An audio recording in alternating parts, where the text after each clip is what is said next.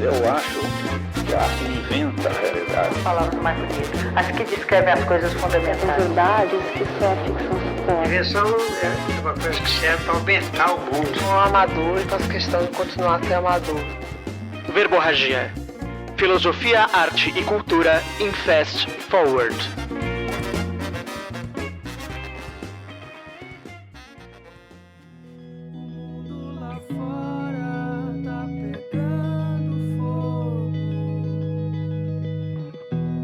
Como certa vez disse Andy Warhol, um artista é alguém que produz coisas de que as pessoas não têm necessidade, mas que ele, por qualquer razão, pensa que seria uma boa ideia dá-las a elas. A função do artista no mundo é a função daquele que é o guardião do inútil, daquilo que não tem uma utilidade formal, pelo menos dentro do plano do utilitarismo.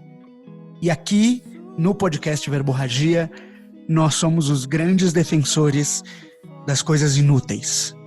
Viva a inutilidade!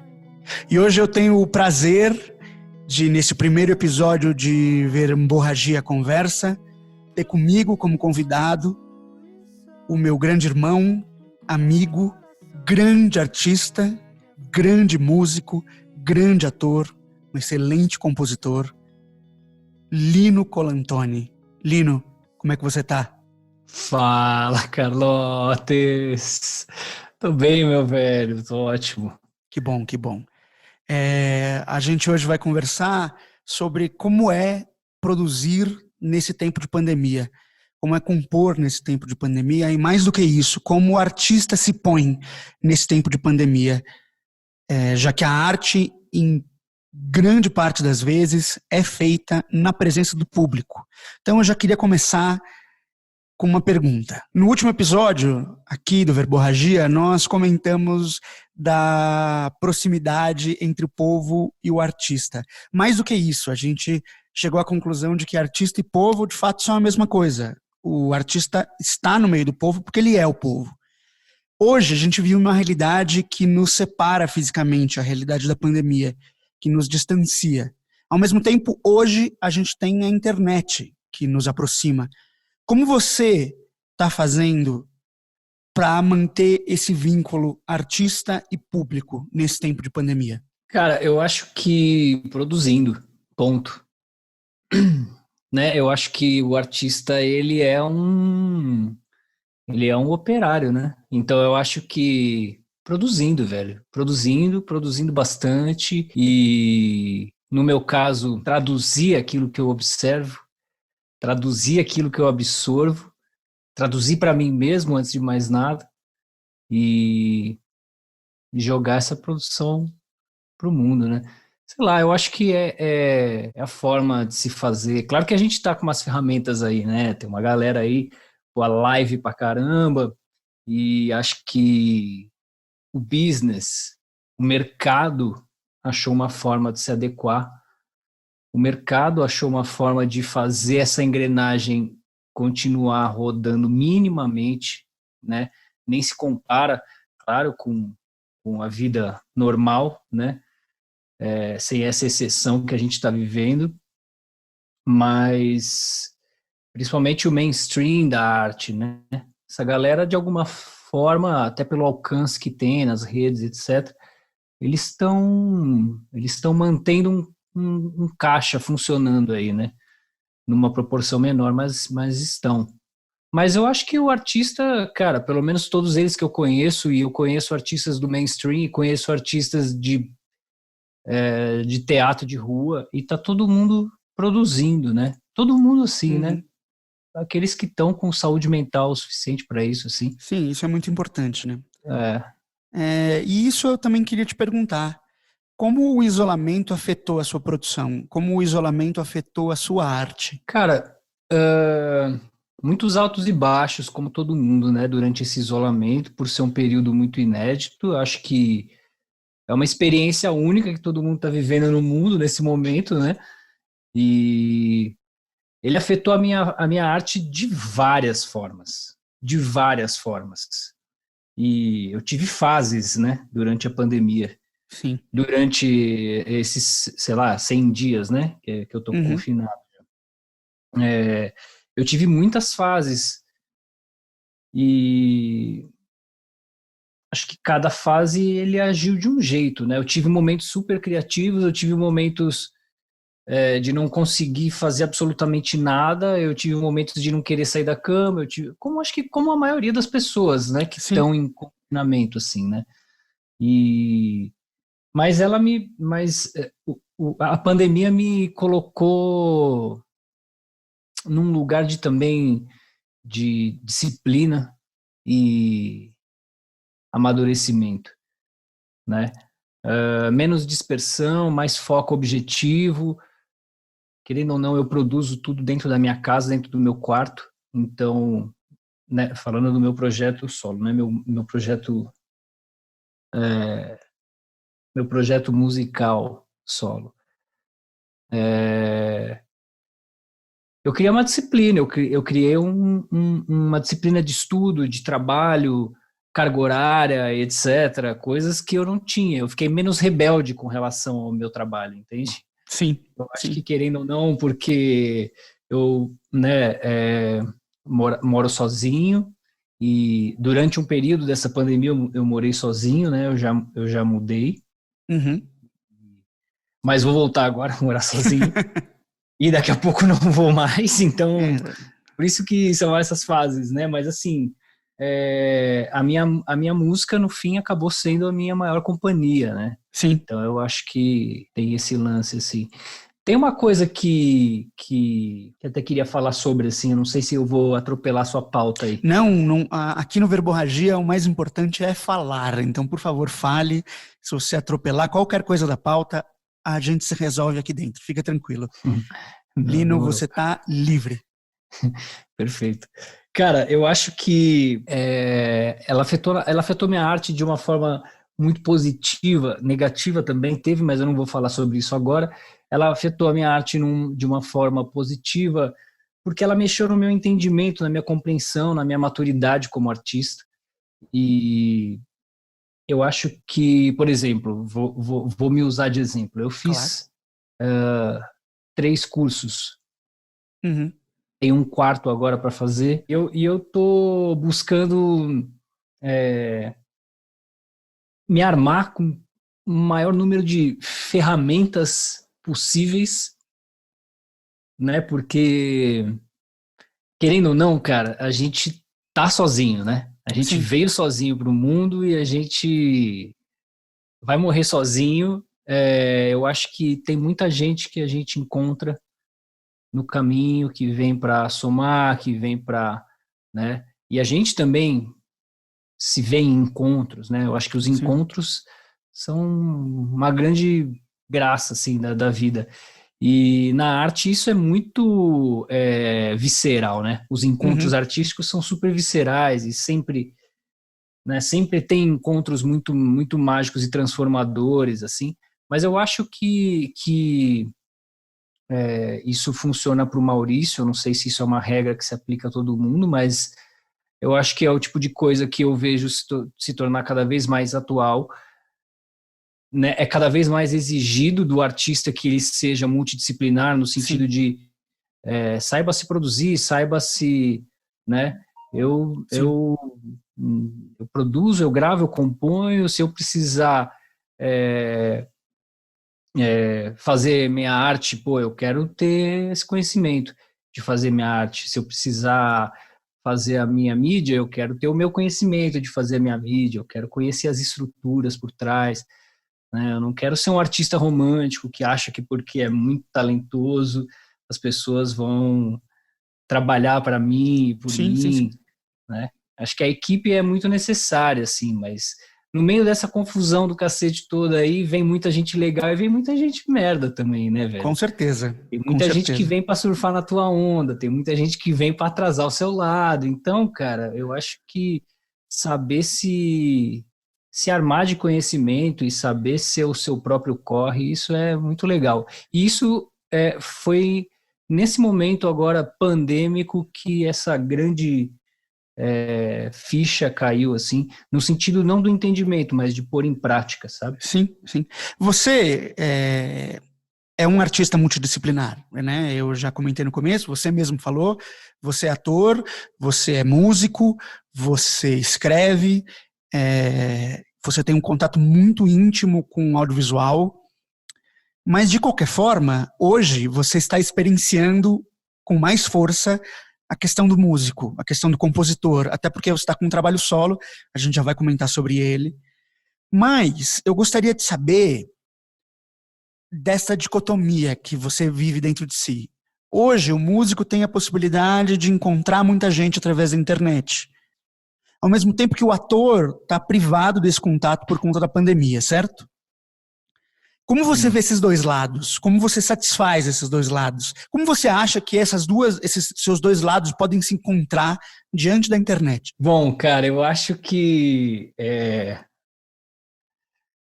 eu sou ator de teatro, né? Antes de mais nada. Eu me criei no palco. Adoro cinema, já participei de algumas produções, pretendo, né? Com certeza vai ter um momento da minha vida em que eu vou mergulhar de cabeça no cinema, e isso é só uma questão de quando e não de se. Sim. Porque eu gosto muito, né, tenho uma intimidade grande, sim, com o cinema, acho a linguagem legal, gosto de fazer, enfim. Mas eu acho que o teatro se deu mal nessa, né? Eu acho que o teatro se deu mal nesse momento, porque é uma experiência presencial, né? Ultra presencial, né? Sim. É uma arte que você precisa sair da sua casa, né? O cinema, você pode substituir o cinema pelo Netflix na sua sala. Sim, né? não deixa de ser cinema, né? A música tá cada vez mais... Eu não tô falando da experiência, eu adoro ir ao cinema, eu prefiro. Sim, eu também. Não é isso. Mas você, né, você não tá distante do cinema como linguagem. Sim. Você não tá distante da música como linguagem, pelo contrário, eu acho que as pessoas estão até mais próximas da música agora do que... Sem sombra de dúvida. A gente, sei lá, né, você tá lá, você tem música, você tem filme, você tem tudo no celular. Teatro, não. Sim. Apesar de que, durante essa pandemia, dos meus entretenimentos foi assistir o Frankenstein com o Cumberbatch. Muito legal, cara. Mas você ainda vê que é o teatro tentando se adequar numa linguagem cinematográfica. Sim, sim. Eu não acho que tem como teatro não ser presencial, velho. Eu vou ser um pouco purista aqui. Talvez. Ok. Eu não tô batendo martelo em nada. Não é que eu não acho, é que até hoje eu nunca vi algo que você... Eu nunca experimentei o teatro de uma forma... A mídia é física, né? Sim, é mais do que física, né? É uma mídia que você tem que estar ali, né? Então, por isso que eu digo, eu tava numa produção que tava em turnê nacional. Sim. E a todo vapor, e freio de mão foi puxado com força total, assim, né? Sim. E não tem previsão, cara. Então eu acho que, assim, o teatro se deu mal. Os atores de teatro que dependem disso exclusivamente para viver estão passando perrengue, cara. Sem dúvida. Né? Não tá uma realidade meio cruel, assim. É claro que eu acho que o artista brasileiro, ele já tem no DNA dele as multifacetas, né? Isso está no DNA do artista brasileiro, porque a gente precisa vender sorvete, fazer um show e buscar os filhos na escola. É tudo ao mesmo tempo. No mesmo dia, às vezes, né? Exato. Então, eu acho que tá no core do artista já brasileiro Então, assim, você vê, né? Tá todo mundo se virando. A maioria das pessoas que eu conheço que trabalha só com teatro tá se virando. Mas não tá sendo fácil, com certeza. Sem dúvida, tá sendo sem fácil. dúvida. É uma classe que se deu mal, assim. Perfeito. Mas, para finalizar, eu acho que o fato de eu ser músico também me dá mais opções nesse momento. Eu tenho trabalhado com isso, basicamente, não só com isso é uma outra coisa que a pandemia me trouxe, eu abri um leque maior ainda de possibilidades.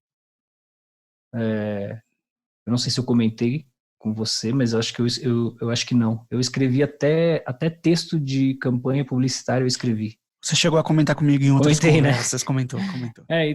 Então, velho, tá também, assim, a música, né, eu trabalho com trilha, tô fazendo umas locuções, agora peguei uma trilha de uma série para fazer, então, Sim. né, é uma mídia mais prática hoje, né, a música. Sim, absoluto. As ferramentas estão muito mais à mão agora, né? Uhum. Foi-se o tempo dos grandes estúdios, foi-se o tempo das grandes gravadoras, foi-se o tempo das grandes produtoras.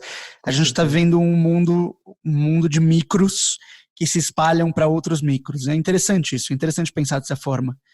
E, já que você encaminhou para esse lugar, na última quinta-feira, não me falha a memória, correto? Quinta ou quarta-feira, você lançou, quinta-feira, no dia 25 de junho, certo? Exatamente. Você lançou nas plataformas digitais, nas plataformas de streaming, o seu single São, que foi produzido completamente dentro da sua casa, dentro do seu quarto, para ser mais exato, né? Produzido por você. Conta pra gente um pouco dessa experiência, fala um pouco de como as pessoas podem te ouvir e do que fala um pouco essa canção.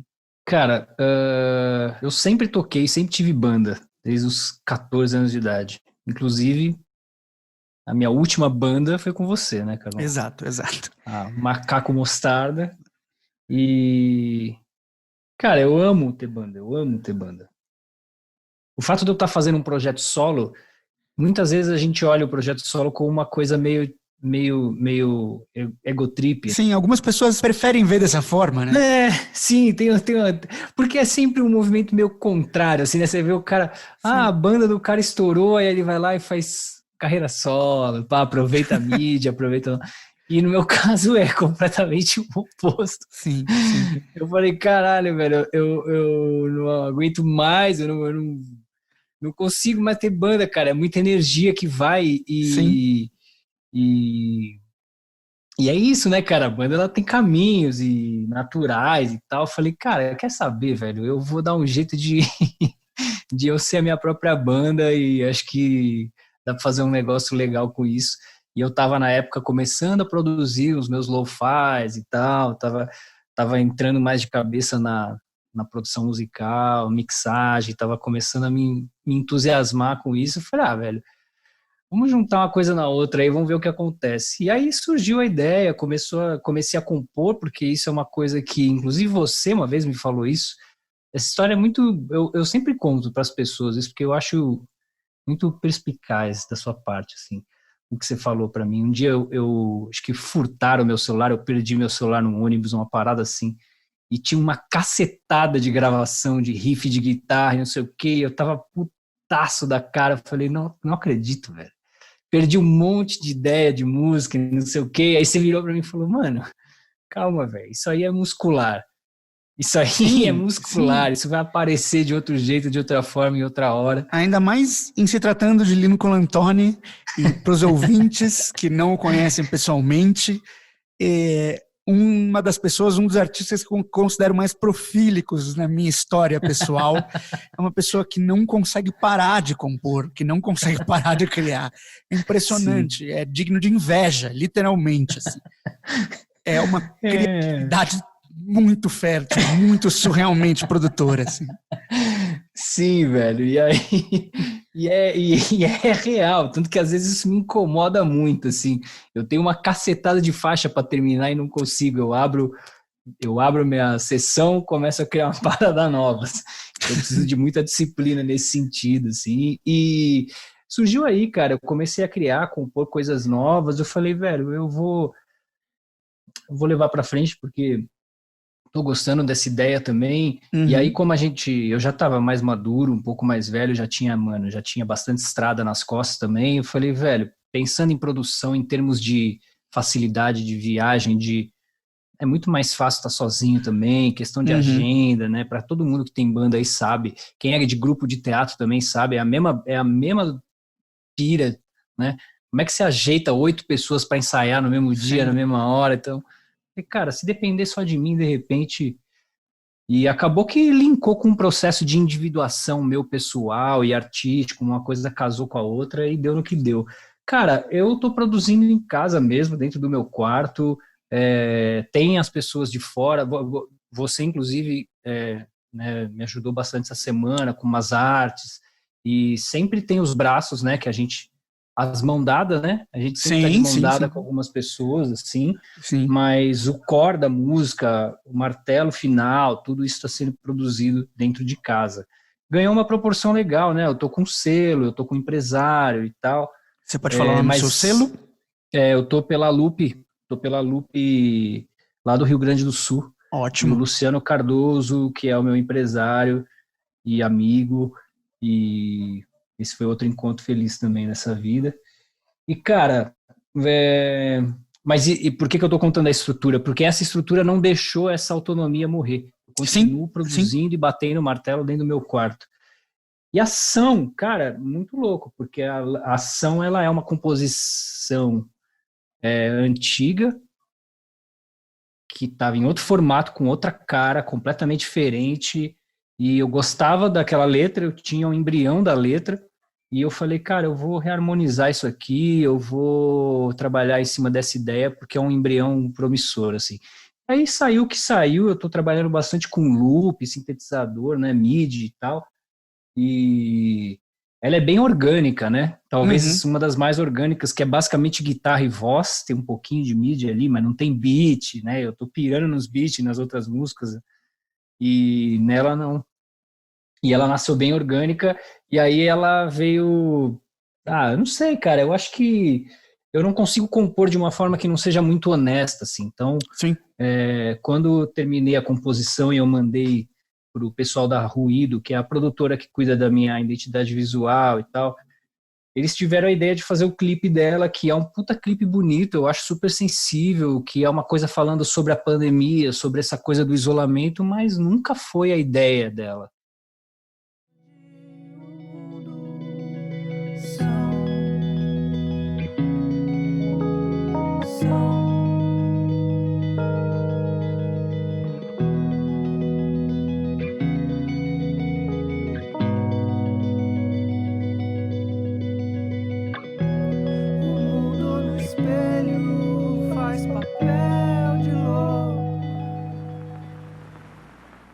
É muito interessante você falar isso, justamente porque eu fico pensando no clipe.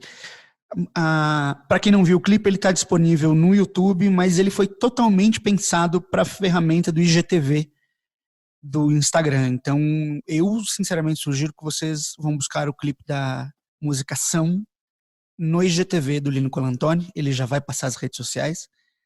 Mas é muito interessante pensar como letra e vídeo casaram tão bem e como os dois juntos casam com a situação que a gente está vivendo.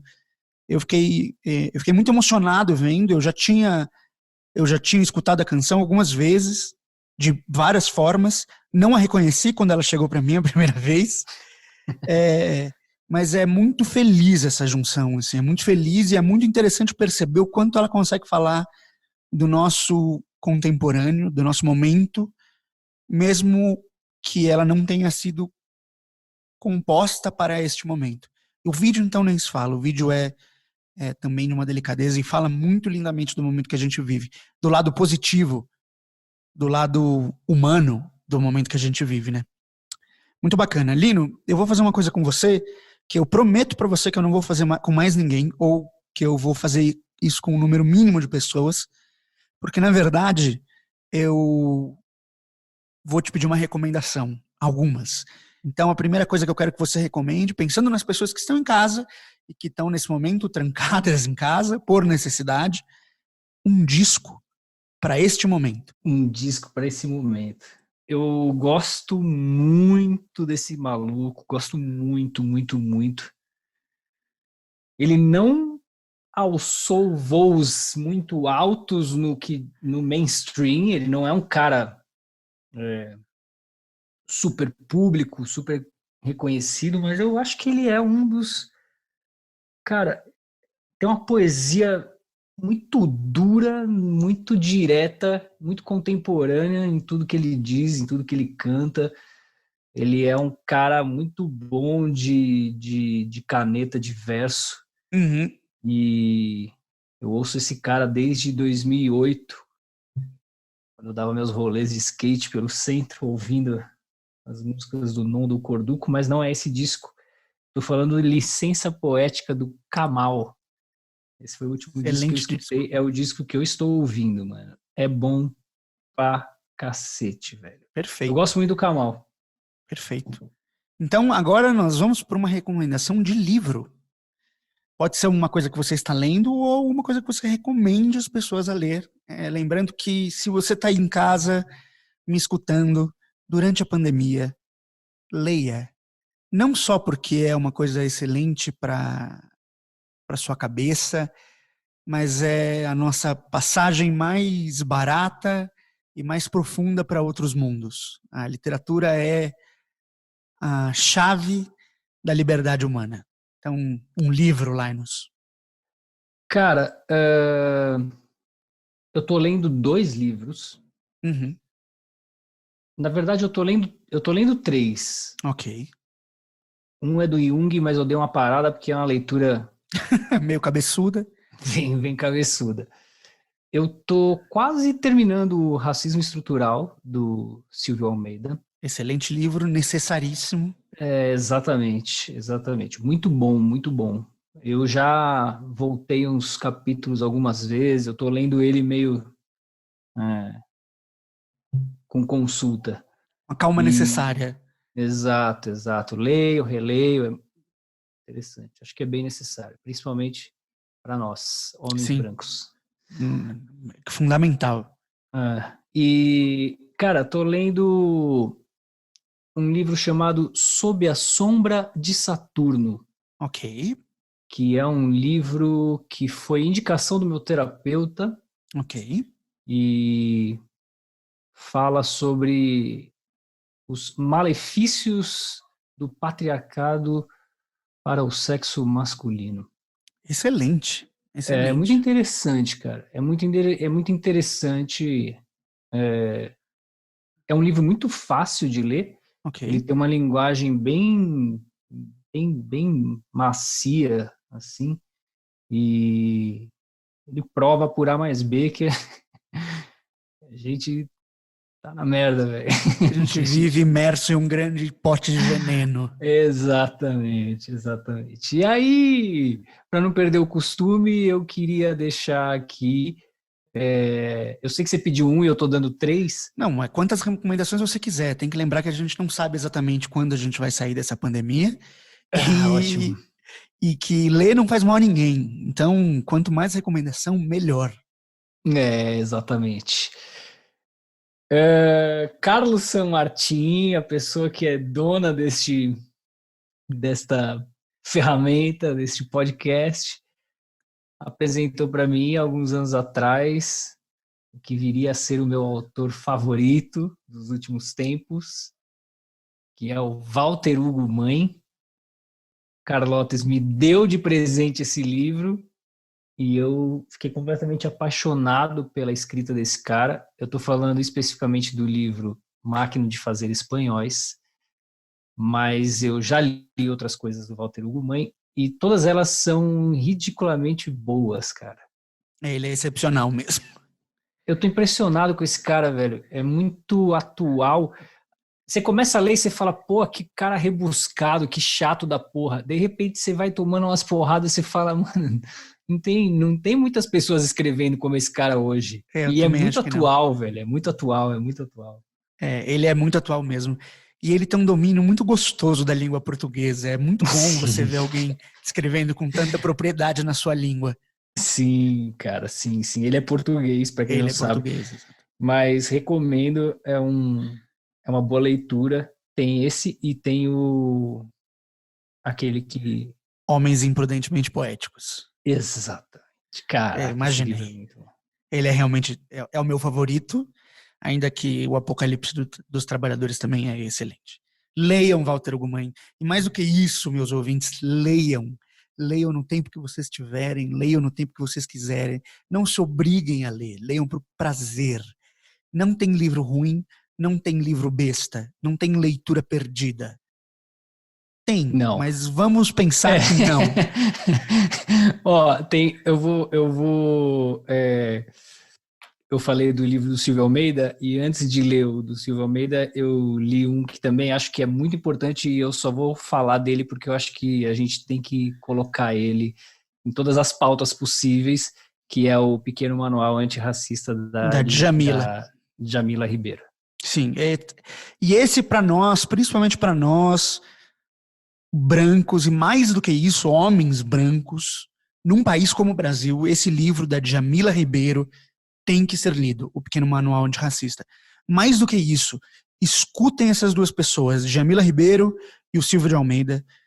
Silvio de Almeida é um dos maiores intelectuais do Brasil no momento. Eu acho que na entrevista dele no Roda Viva, o identificaram como o maior intelectual, o maior pensador a respeito do racismo no Brasil. Não, eu diria o maior pensador, ponto.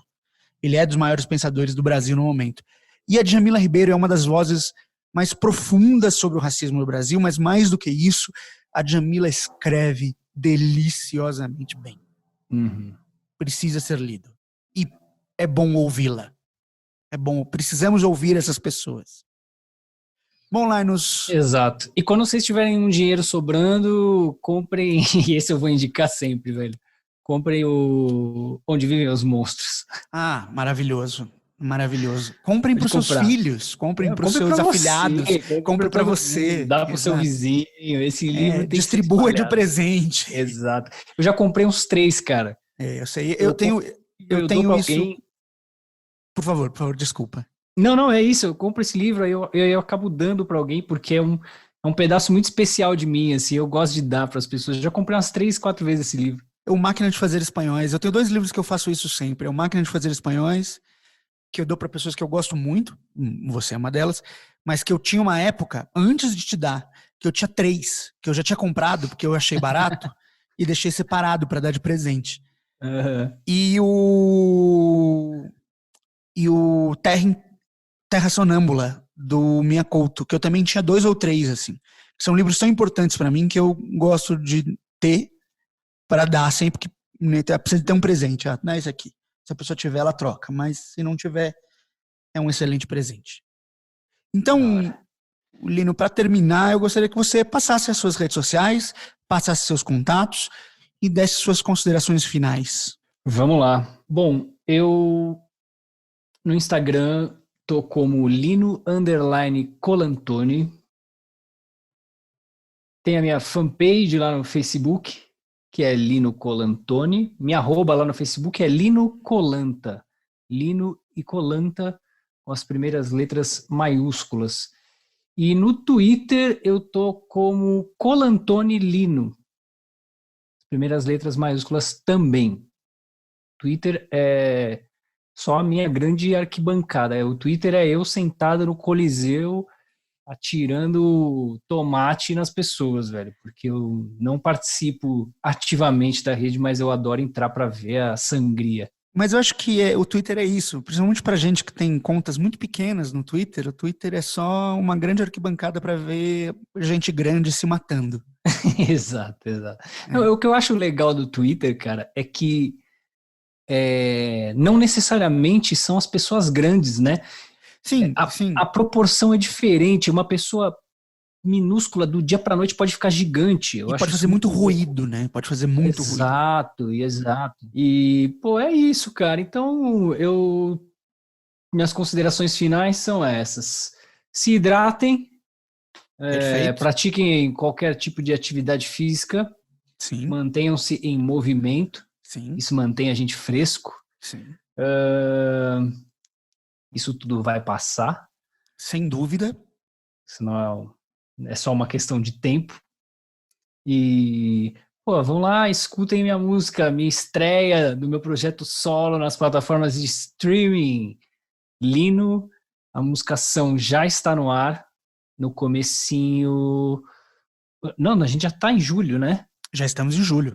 Caraca, então agora, daqui uma semana, eu eu lanço a Atento, que também tem clipe no YouTube. Sim. Que, aliás, o clipe, assim como tudo, foi feito dentro da sala do meu apartamento. Então, Sim. é um clipe muito legal, que tem muito bom gosto. Felipe Andrade, que dirigiu, captou as imagens. É muito bonito. Daqui a pouquinho ele está sendo lançado também nas plataformas de streaming. E segue o jogo, porque eu tenho música para lançar até o ano que vem. Não, por enquanto, conhecendo você tem música para lançar até o fim do mundo. Não é? Por enquanto você tem até o ano que vem. É uma questão de minutos para isso mudar. Tenho certeza absoluta que quando nós desligarmos essa... Não, minha sessão, meu Ableton Live não tá nem fechado. Exato, eu tenho certeza. Não tem como. Eu tava no meio de uma composição aqui. Aí eu vim e falei com você, mas eu nem fechei o DAW, velho. Para vocês ouvintes que não conhecem exatamente o podcast ou estão chegando aqui pela primeira vez, o Verborragia nasceu de uma necessidade minha de falar sem parar, mas nasceu também por influência de algumas pessoas. O Lino é um deles, justamente porque o Lino e eu juntos não conseguimos parar de falar. Seja através da arte ou seja falando mesmo. Então nós somos dois verborrágicos, é por isso que o podcast se chama Verborragia. Lino, muito obrigado. Muito obrigado por ser essa pessoa que você é e por permitir que você seja a estreia desse novo quadro do podcast. E muito obrigado por estar na minha vida, porque você é meu amigo, então ótimo. Pessoas, escutem o São. É uma música linda, é uma canção das mais necessárias. E lembrem-se, ler, ouvir e ver são as coisas mais importantes que a gente pode fazer. Muito obrigado para você que ouviu até aqui. Lembra de curtir, compartilhar para nos ajudar a alcançar um número cada vez maior de pessoas, mas, por favor, só se vocês quiserem. Caso queiram falar conosco, comigo no caso, vocês podem enviar um e-mail para verborragia.podcast@gmail.com ou nos procurar em nossas redes sociais. Nós estamos no Twitter, no Instagram e no Facebook. Esse projeto funciona através de financiamento coletivo. Caso vocês queiram e possam ajudar, é só entrar no endereço www.apoia.se/verborragia-podcast e apoiar com o valor que você achar justo e que não for causar muita dificuldade nesse momento, que já é muito difícil, né? É preciso estar atentos e fortes, amigos. É preciso se comprometer com o outro, com a luta do outro. É preciso dar ouvidos à arte, à ciência e ao jornalismo sério e comprometido, porque são eles que vão nos manter vivos, informados e sãos. Um beijo, Lino. Um beijo, Carlotes. Te amo, meu velho. Obrigado, meu pelo querido. convite. Estamos juntos. Até.